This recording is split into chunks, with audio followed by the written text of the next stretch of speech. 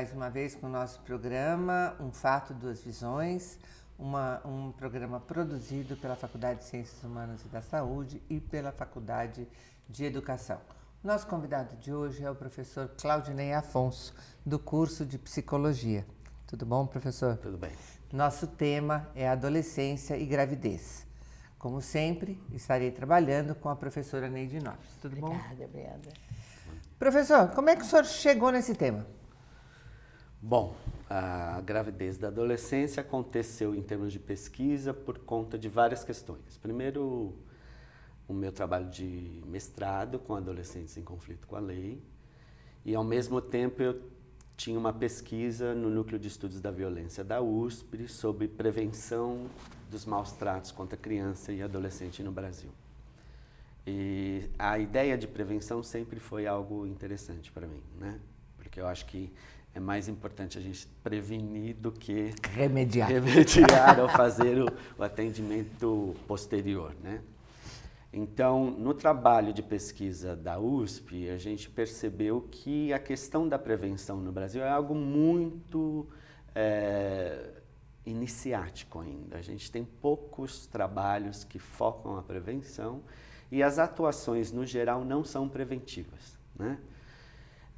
Quando eu termino meu trabalho de mestrado sobre adolescentes em conflito com a lei, a minha perspectiva parte para a relação preventiva, e aí eu vou focar num trabalho de acompanhamento com adolescentes, gestantes e mães já, né? Que também era um projeto da USP, e a gente fazia um projeto de acompanhamento dessas gestantes. E para o meu trabalho de doutorado eu peguei as gestantes e mães que estão em situação de abrigo, né, de abrigamento, porque também é um outro processo institucional para o adolescente. A ideia toda de trabalhar com gestantes parte do princípio de prevenir que essas crianças e essas jovens possam infringir alguma lei posterior, entrar em algum conflito com a sociedade e aí serem penalizados por essa questão. Quando a gente fala de adolescente, a gente está falando de um tamanho cronológico bem grande e variável. Sim. E variável dependendo da camada social, da questão cultural. Uhum. De que adolescentes a gente estaria falando hoje?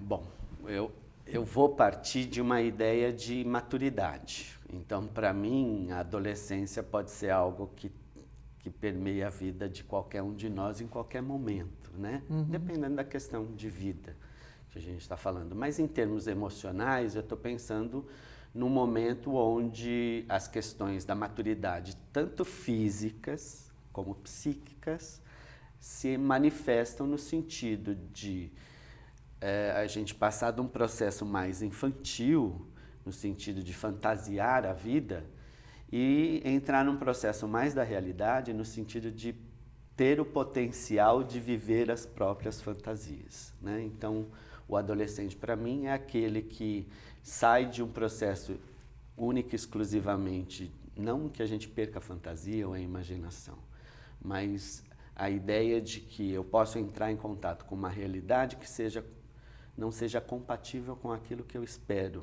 dela. Uhum. E como é que eu lido com isso? Você tem vários trabalhos que falam sobre adolescência e vão colocar a adolescência entre 12 a 19, 15 a 22, né? A gente está falando, em termos do Brasil, dos 14 aos 18, né? Então, mas no geral essa questão temporal, cronológica, parece que é um pouco variável, né? Dependendo de cada pessoa. No seu começo, você nos disse que você trabalha, né, com crianças em conflito com a lei, adolescentes, nas casas abrigadas, abrigo. Explica para nós o que é isso, porque às vezes as pessoas não estão acostumadas. Então, os abrigos, na realidade, neste caso, o abrigo com o qual eu trabalhei, era um abrigo exclusivamente para adolescentes, meninas, não era um abrigo misto. Era um abrigo que acolhia 10 adolescentes que estavam em situação de gestação ou eram mães, recém-mães, né? Essa é uma população que se diferencia da população de abrigados que não tem família, que não tem estrutura familiar para manter essas crianças em casa e que acabam sendo acolhidas pelo Estado, né? Essa é uma população específica de jovens que, na sua maioria, tem família, né? Então, as gestantes, na sua maioria, não são desprovidas de família, têm contato com essas famílias, mas essas famílias, no geral, têm dificuldades de acolher ou mais uma criança ou uma jovem em situação de conflito emocional e conflito com a própria lei, ou não tem estrutura para lidar com a adolescência mesmo, né? Que é um período conflituoso, né? Então, quem é pai e mãe sabe que adolescente não é uma coisa simples de lidar. Adolescentes grávidas e adolescentes grávidas em conflito com a lei, há uma diferença para você aí? No sentido no seu estudo? De desenvolvimento, você fala? No seu estudo. Acho que não, são todas adolescentes em busca do amadurecimento. E querem se tornar pessoas adultas e um pouco responsáveis pela própria vida e pela própria história.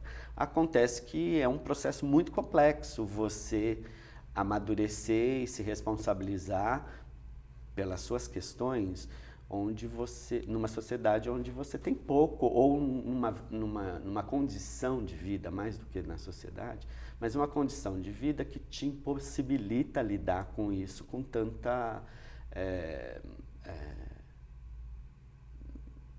independência, assim, né? Então, o que é cobrado desses jovens mais institucionalizados é que eles possam se responsabilizar por si próprios, quando na realidade eles não podem, não têm condições para isso. Então, muito do trabalho que é feito é que para que eles possam ter a educação e possam se profissionalizar e aí partir para o mercado de trabalho e aí conseguir pagar suas próprias contas, lidar com suas próprias questões. Isso é um pouco difícil para um adolescente com questões e conflitos emocionais complexos. A gente tem aí anos já de educação sexual, né? Sim. Quando eu era pequena, isso não existia na escola, aliás, de preferência não se falava. Mas há muitos anos que a gente tem aí projetos, programas, políticas, escolas ensinando a questão da sexualidade. Você acha que é ineficiente? Porque assim, como é que chega essa adolescente ali grávida, sem nenhuma condição, quando se supõe que existem milhões de projetos e trabalhos nessa linha de prevenção? Eu acho que lidar com questões que são muito instintuais, elas são sempre complexas, né? Porque mesmo com toda a educação que se tem, eu acho que no geral, em alguns momentos, principalmente na adolescência, quando a questão da sexualidade se coloca como uma questão, muitas vezes, de tensão para o adolescente, né? Às vezes ele tem relações sexuais sucessivas para se livrar da tensão de ter que ser maduro o suficiente para saber da própria sexualidade, ou até para aprender a própria sexualidade, ou até para poder ter a experiência de sexualidade. É muito bom e seria muito produtivo se todo mundo tivesse a primeira relação sexual com a pessoa que ama, com o primeiro namorada, enfim. Mas, muitas vezes, a questão da sexualidade pega cada um individualmente de uma maneira diferente.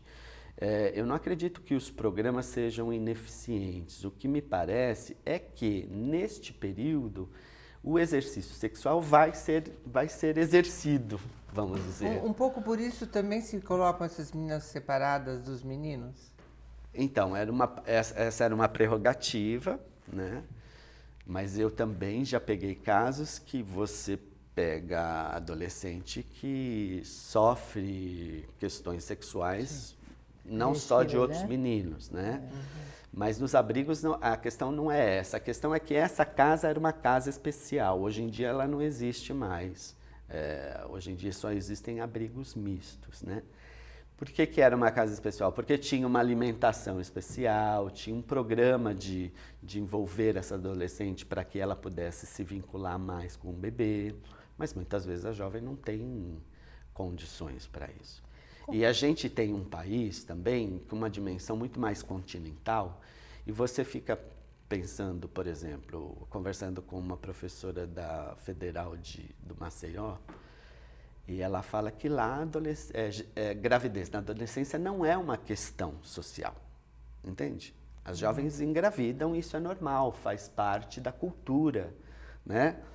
Agora, também existe nas sociedades mais intelectualmente mais desenvolvidas e na própria questão da vida ou mais contemporânea, academizadas, né? é uma vida mais contemporânea, onde a mulher tem mais oportunidades de... Ela não está relegada única e exclusivamente a viver cuidando de filho e da casa. Então, a mulher contemporânea é uma mulher que também trabalha, uma mulher que também divide, não é, as responsabilidades da casa, que tem a oportunidade de ter a sua família, mas também tem a oportunidade de ter uma vida pessoal que a satisfaça, enfim. Acho que também essas conquistas não são conquistas que estão instaladas em todo lugar no Brasil, né? Nem todas as mulheres ainda na nossa nação têm esse direito, né? Eu tenho uma dúvida, que uma vez comentaram comigo assim que realmente a gravidez ocorre não por campanhas educacionais de prevenção, mas por falta de apoio realmente emocional. Porque na hora da relação sexual, a mulher esquece toda aquela parafernália da prevenção e joga, a única característica é o afeto. Eu tenho meu afeto, eu quero meu afeto, a relação de carência que vem acompanhando. Isso é um fato, é assim que você viu? Quais são outras variáveis? Eu acho que existe... Bom, primeiro é a questão do homem também, o jovem menino também tem que usar, não é só uma questão do feminino. É mais do feminino porque acaba que a jovem é aquela que fica com o bebê, né? Quer dizer, os meninos geralmente não têm condições de tocar essa empreitada de ser pai e cuidar de uma jovem e de um bebê. As meninas têm pouca possibilidade de escapar da gestação, mesmo porque o bebê está lá dentro, né? Então elas estão lá e vivem isso. Agora, a questão da sexualidade pode envolver um pouco da questão mais romântica, no sentido de, meu primeiro parceiro, eu serei a esposa, né? Ele será o meu... Eu peguei essas questões, como peguei questões como a jovem extremamente tensa, angustiada, em conflito, e buscando a afetividade, não uma afetividade romântica, mas uma afetividade real, que possa ser até paternal, numa relação com um menino, que não tem condições de ser pai, amante e homem de uma menina de 16, 12, 13 anos de idade. Eu via muito, há uns anos atrás, né, que muitas dessas meninas engravidavam como a possibilidade, primeiro, de ter alguém para si. Né? O bebê seria alguém para ela. E depois de constituir uma família que ela não tem. É alguma coisa que ainda está presente nas adolescentes que você viu atualmente? É uma coisa mais antiga, uma ideia que a gente já podia meio abandonar? É que me parece um pouco que se cria um vínculo muito familiar entre a jovem e o bebê, né?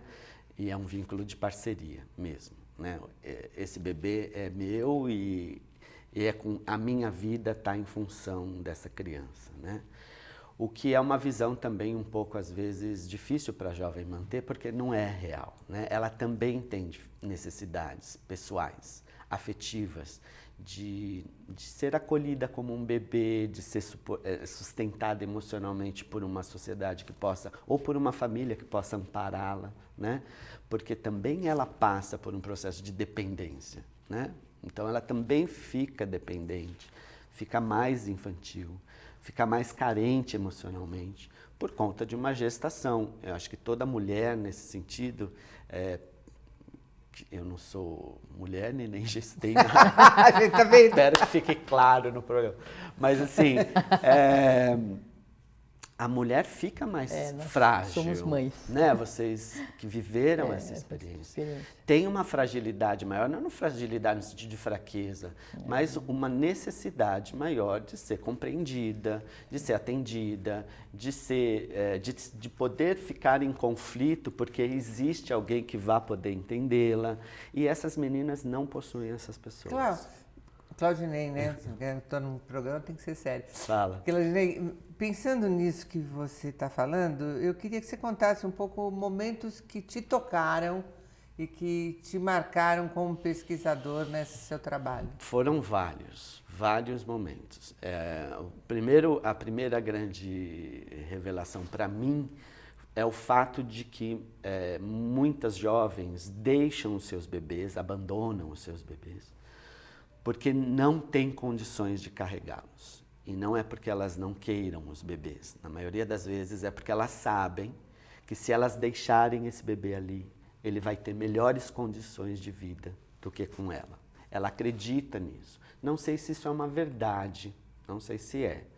Mas como a vida se organiza para ela e como ela percebe que ela não vai ter uma sustentação, porque a família não existe, ela vive na rua muitas vezes, ela não quer que esse bebê passe por isso. Então a instituição acaba sendo um lugar onde ela pode abrir mão de uma coisa que ela gosta muito. Então vi adolescentes que eram apaixonadas pelos seus filhos e que deixavam porque sabiam que não poderiam contar com a família e a vida que elas levariam depois da saída do abrigo não seria adequada para os filhos dela. Então elas deixavam para adoção. Isso eu vi, é uma situação muito triste para a jovem, para a criança, mas muitas vezes me parece que não se apresenta outra solução, né, nessas condições. Também vi jovens que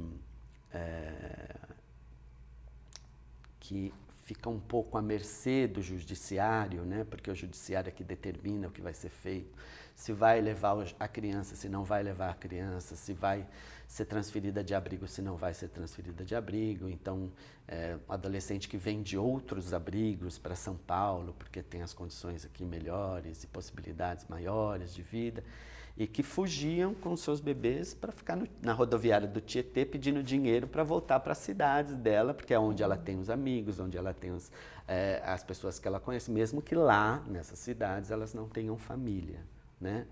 Então a gente tem uma cidade em um estado que é um estado poderoso financeiramente e que acaba chamando outras pessoas para cá. E, de certa maneira, a gente tem que dar um jeito de poder acolher de alguma forma, não sei. Você vai trazendo um panorama bastante complexo, né? Muito. Que é cultural, é educacional, é profilático, é familiar, é emocional. Muito. E que a gente não tem muito... não tem como coordenar todas essas variáveis simultaneamente. Mas eu teria que fazer essa pergunta, engatando nisso que você está falando, Márcia, que é o seguinte: não há políticas de apoio a esta menina, mulher? Existem políticas de apoio, essas políticas existem. O que me parece é que a gente talvez tenha muito que caminhar no sentido da qualidade do serviço que é prestado para essas jovens, né? Então, quando eu falo de qualidade, eu falo da questão da formação, da questão da participação das universidades nesses tipos de lugar, né? Porque a gente participa, mas participa não tão ativamente no sentido de poder colaborar para que isso se transforme, mas muito mais para ir lá fazer a pesquisa. Por exemplo, quando eu quis retornar minha pesquisa para o espaço, a casa já não mais existia, e as funcionárias todas que trabalhavam na casa já tinham sido trocadas e para a instituição era algo que não teve interesse, né? Então, fico pensando como é que efetivamente nós da universidade poderíamos estar nesses espaços, atuando mesmo, né? Não sei, intervindo, fazendo supervisões com os funcionários, né? Tentando fazer um processo de integração e de qualificação. Existe todo um programa nacional de tentar fazer uma mediação entre essa jovem e essa família, tentar levar a jovem de volta para essa família, ou dar uma estrutura, porque às vezes não é só uma questão de atender a jovem, você tem que atender a família, porque a família também não tem condições disso, né? Então você pega uma jovem que perdeu a mãe com 12 anos, aí o pai, depois que a mãe falece, tem problemas com alcoolismo. Ela cuida do pai e com 2 irmãos, então vira dona da casa, né? A mãe de todo mundo e a responsável pela família. Ela engravida, o pai bate nela, ela é retirada para... Olha a complexidade. Ela apanha, aí é retirada, vai para o abrigo para ser protegida. Ela volta para casa porque lá é a família dela. Aí quando ela volta para casa, o pai continua a bater, então sai novamente. Aí tiram os 2 irmãos da casa. Então, os 2 irmãos que ela era responsável vão para outros abrigos. Existe toda uma política que você não pode separar irmãos de abrigo, né? Mas essas coisas acontecem ainda, né? Então, ela fica preocupada com o pai, fica preocupada com os irmãos, não quer nenhum tipo de atendimento, assessoria do abrigo, porque ninguém fala onde o pai e o irmão estão. Então, existe uma falta de comunicação entre as instâncias que são responsáveis por isso, que precisa, de alguma forma, ser integrada. Eu não sei, talvez algo que alguém pudesse se responsabilizar por essa parte da comunicação entre essas instâncias. Quando você fala, é interessante porque você fala também de uma responsabilidade que alguns órgãos poderiam ter, e aí você incluiu a universidade, como uma parceira da sociedade, no sentido desses conflitos que ela vivencia. Eu diria assim, até ter um grupo de profissionais, uma mão de obra, pessoas preparadas para colaborar, no sentido de novas propostas, novas saídas. Eu fico pensando, por exemplo, você pega uma jovem de 14 anos, de 13 anos, que vai ter um bebê. Ela fica apavorada, porque esse bebê vai... Na hora do parto, todas elas, todas com as quais eu falei, ficam apavoradas. Elas não querem ter o bebê. Então, mas vão ter que ter, porque o bebê vai sair, vai sair. Então, desmaiam, atacam as enfermeiras, brigam.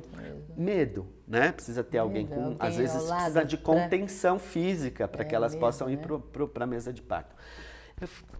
Existem coisas simples que podem ser feitas. Por que o abrigo que está localizado em determinado lugar e tem jovens que estão nesse processo de gestação, não pode ter uma relação direta com o hospital, né? Onde essa jovem possa ir antes de ter o bebê, ir lá conhecer o hospital, conhecer as enfermeiras, conhecer o que é o parto, ser esclarecida com relação a isso, ter alguém que seja responsável por esse momento, né? Que dê segurança para ela, para que ela possa ser assistida, não é?